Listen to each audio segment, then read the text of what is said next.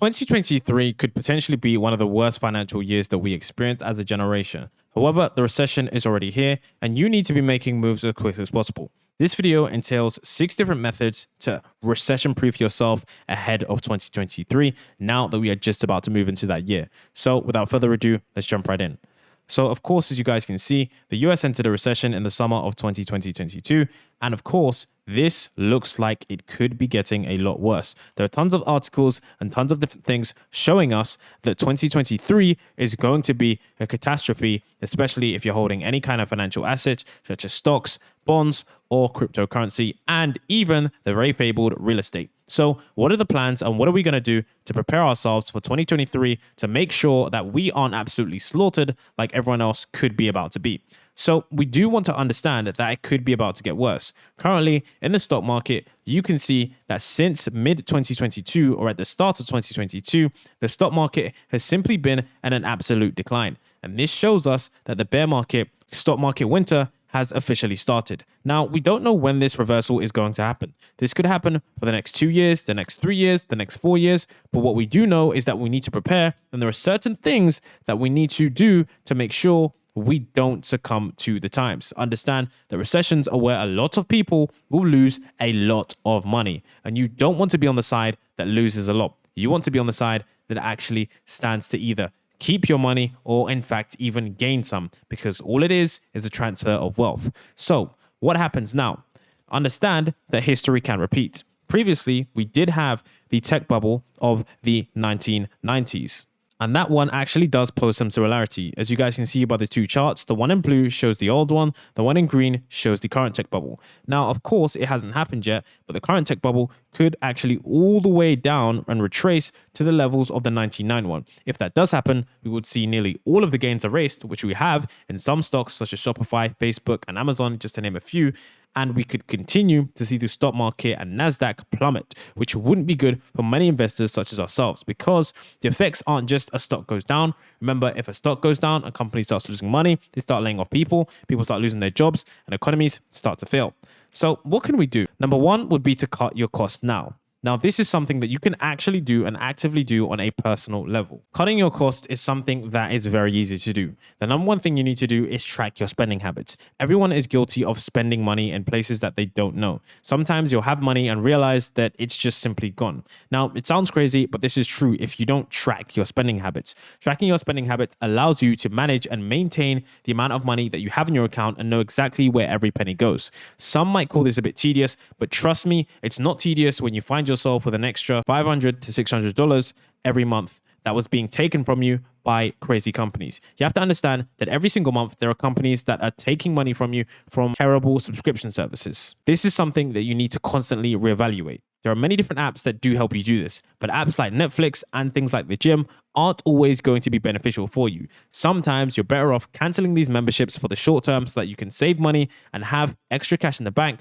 for whatever headwinds are going to be among us. You have to understand that as long as you can cut your costs early, you're going to be able to adapt to the lifestyle that you might need to live while the recession is there. You don't want to be someone who's in over their head when the recession is fully in swing and someone that is going to be swimming in debt. You don't want to be selling your house, selling your car, and selling your personal belongings. You'd rather cut costs now, save your money, and get ahead of the curve. Another thing you can do is eat out at home when you can. I know it sounds a bit tedious and a bit boring, but trust me, Uber Eats is ridiculously expensive. Everyone's used this app before, and you can see that sometimes the delivery fees don't even make sense. And I've been guilty of this too. So this is something that I personally won't be using up until 2023. Now, I do make a decent amount of money, but nonetheless, it's still definitely healthier and safer to have some home cooked meals. The next thing to do is to have a physical cash pot.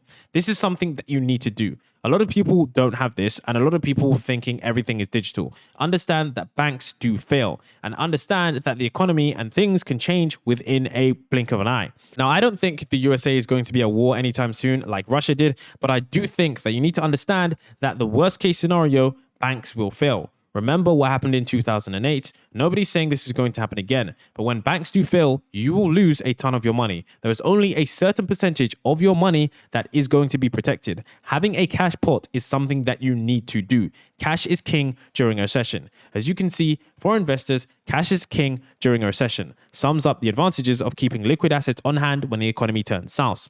From weathering rough markets to going all in on discounted investments, investors can leverage cash positions to improve their financial positions. This basically just means that if you've got money lying around, if everything's gone cheap and the economy gone south, you can actually buy up stuff for cheap because nobody has money. A lot of people will have their money tied up in investments that they don't want to sell, or are going to have to sell their investments at a terrible loss because they need that cash themselves. So by stocking up on cash now, you're going to be able to benefit from that in the future, which is why the first thing was to cut your expenses. So as you can see, all of these points are going to tie together. The next thing is going to be starting a side hustle. Now, one of the easiest side hustles that you can start is Uber or other gig economy apps. So things like Uber, Instacart, DoorDash, these are things that you can easily do to pick up some extra hours. And with this extra cash, you can either put this into a savings account or invest the difference, which we'll talk about later. You can also work extra hours. Now, of course, you don't want to be working extra hours if your job is already paying you enough and you're already working ridiculous hours. But if you're someone that needs the extra money or realizes that with the recession coming, you could potentially lose your job, this is something that you're going to want to be doing. Services like Quick and apps and websites like this allow you to pick up extra shifts at random jobs quickly and efficiently. And this means that you can stack the extra cash, whether you need it for savings, whether you need it for your future mortgage payments, or simply whatever you're going to need it. Things like this are stuff that you want to be doing now and not when the economy turns south. Trust me, you want to prepare, not react. Number 4 is pretty obvious, but it is save. You need to save the extra money that you have made. This is because if you don't have savings, you don't have anything. You need a 6-month emergency fund. The reason you need this is because you might actually lose your job. You never know what may happen. In the economy, when stocks start to go down and companies start to fail, what they do is they start to realize and assess their monthly expenses. Just like how you look at your monthly budget and think, I'm going to cut out Netflix this month, or this gym membership, or this food expense. The same thing goes on for these companies. And what they do is they get rid of the workers that they need the least. Now, I would hope to think that you aren't someone who's least valuable at the company, but you never know. These things can happen. And what happens is that you go from making some money to no money. So now you need a 6-month emergency fund. And if you don't have this, you're going to be in a dire position, which is why I said these gig economy apps are definitely very useful. Now, it goes without saying that yes, this is definitely planning for the worst, but it is definitely better to be prepared than to be unprepared and to be in a position where you have no job, no money, no emergency savings, and you are just completely screwed by the recession. That is not somewhere you want to be. Number 5 is an offense. You want to invest the difference. What you want to do is use dollar cost averaging. Everybody's heard this phrase if you've been in the finance space for a while, but this just basically means that you buy all the time. Now, of course, this doesn't mean that you're spending thousands and thousands of dollars on buying different financial instruments, but it does mean that you're able to grab these financial instruments at a lower price than usual. Because nobody can accurately predict the bottom, dollar cost averaging is your best bet to getting a decent return on your investment as the prices of stocks go down. So ensure that using dollar cost averaging, whether it be $5 or $10 in a purchase, to make sure that you're playing some offense. Of course, you need to save. Of course, you need to have the emergency fund. But when these generational wealth gaps are being taken, understand that it's during recessions like this where the generational wealth is made and the biggest gains are realized. Understand that you also need to avoid growth stocks. Stocks like Netflix, Facebook, Shopify, Amazon, Google are stocks that you want to avoid. This is because during times of recession, these kind of stocks tend to perform awfully. Example, if we look at Netflix, you can see that the price has declined 65% since September of last year. That is a hefty drop. And Netflix are already making some adjustments to their company by laying off a lot of workers. So you have to understand that companies like this during recession times don't do well at all. And it is a bad place to hold your money. So understand that that is not good. Now, what I'm about to say here might be controversial or might be contradictory, but it is something that you also need to consider. You need to diversify your investments. You can't place all your investments in one place at one time. That is a bad thing to do. Never place all your eggs in one basket. As you can see here, on the left side, we have aggressive, and on the right side, we have conservative. It's made up of 2 different sample portfolios, one with cash, ETF, stocks, and bonds, and one with cash, stocks, mutual funds, and bonds. As you guys can see, the conservative portfolio has a lot more bonds than the aggressive one. This is because bonds are a lot more safer, as they guarantee a specific yield at the end of the 2-year term. Now, of course, as you guys can see, the aggressive one has a lot more stocks than the conservative one because stocks are a lot more volatile. However, over the long term, they lead to longer gains. Now, this is something that you need to understand. Are you someone who's aggressive or are you someone who's conservative? I would err on the side of caution if you are someone who is older. The older you are, the more conservative you want to be, because if you have years left to live, you don't want to be losing a lot of your wealth because you don't have much time on this earth. If you are younger, you want to be more aggressive because you have time to make mistakes and you're able to realize those gains over a longer period of time, because over the stock market, if you've held stocks for 20 years, nobody has ever lost money in a 20-year period. Whereas if you're conservative, you wouldn't want to put your money in something and then lose out on your retirement. So I would edge on that basis. Additionally, remember, don't put all your eggs in one basket.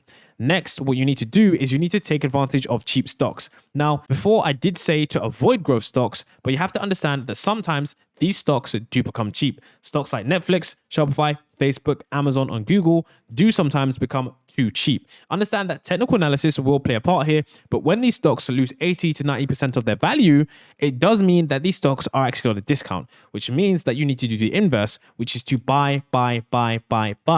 But the problem is you need to time this correctly. If you time this wrong, you'll buy at the top, and during the recession, the price will fall as well as your portfolio. What you need to do is wait for these stocks to bottom out. Then you can buy them, and then you'll be able to profit as they rise back up to their previous valuations. So this is something that I am doing now to prepare for 2023 so that when the recession comes around and a lot of people are moving out of homes, selling their cars, selling their properties, I'm going to be the one sat on a load of cash, sat with extra hours worked in my business, made sure everything's lean. I'm not wasting money. I'm not having to frantically run around and find extra money. I'm going to be there buying the assets, investing aggressively, diversifying, and making sure that I'm completely recession proof. If you enjoyed the video, I'll see you tomorrow.